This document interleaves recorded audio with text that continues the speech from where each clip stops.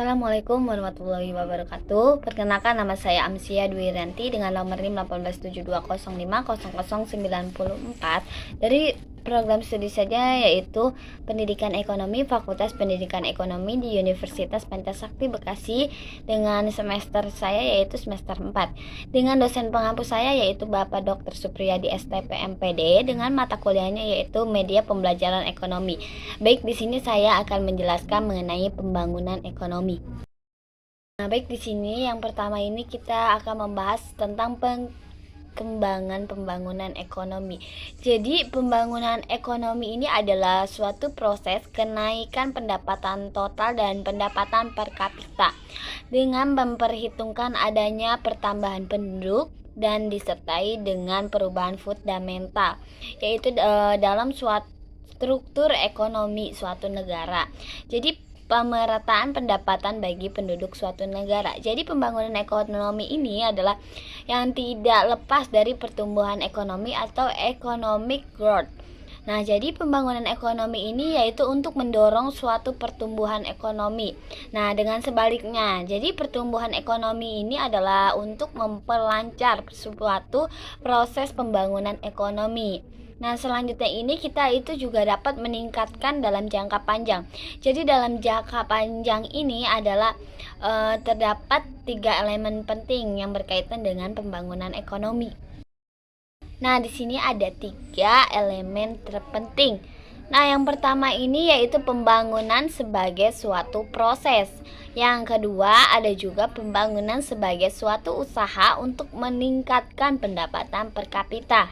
Dan yang ketiga ini ada peningkatan pendapatan per kapita harus berlangsung dalam jangka panjang. Nah, yang pertama ini maksudnya pembangunan sebagai suatu proses itu adalah bahwa artinya ini pembangunan yaitu merupakan suatu tahap yang harus dijalani oleh setiap masyarakat atau bangsa.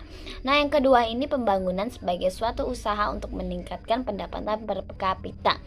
Jadi maksudnya ini adalah pembangunan ini merupakan suatu tindakan aktif yang harus dilakukan suatu negara dalam rangka meningkatkan pendapatan per kapita. Nah, yang ketiga ini yaitu peningkatan pendapatan per kapita harus berlangsung dalam jangka panjang. Nah, jadi di dalam suatu perekonomian itu dapat dinyatakan dalam keadaan berkembangan apabila pendapatan per kapita dalam jangka panjang yaitu cenderung meningkat. Nah, di sini berarti bahwa pendapatan per kapita itu harus mengalami kenaikan menerus. Nah, di sini ada tujuan pembangunan nasional. Jadi yang pertama ini adalah meningkatkan kualitas hidup masyarakat dalam memenuhi suatu kebutuhan pokok. Misalnya ini adalah sandang, papan, pangan. Nah, di sini ada kedua, distribusi, memperluas berbagai barang kebutuhan pokok. Yang ketiga, memperluas kesempatan kerja. Yang keempat, memperbaiki kualitas pendidikan. Yang kelima, meningkatkan pendapatan masyarakat karena meningkatkan pemahaman dan tingkah laku masyarakat dalam menjunjung nilai-nilai luhur.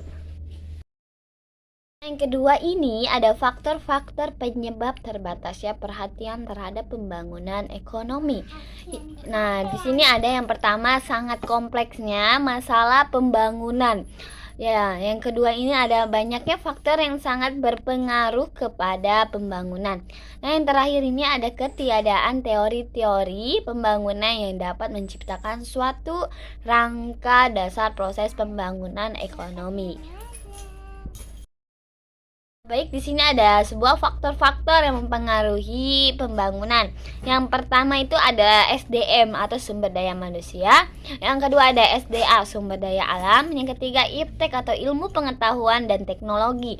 Nah, yang keempat ada keadaan politik. Yang kelima sosial budaya. Yang keenam sistem pemerintahan. Yang ketujuh ada infrastruktur. Nah, di sini ada juga dari dampak-dampaknya nih. Yang pertama ini ada dampak negatif. Nah, dampak negatif ini yang pertama yaitu adanya pembangunan ekonomi yang tidak terencana dengan baik mengakibatkannya.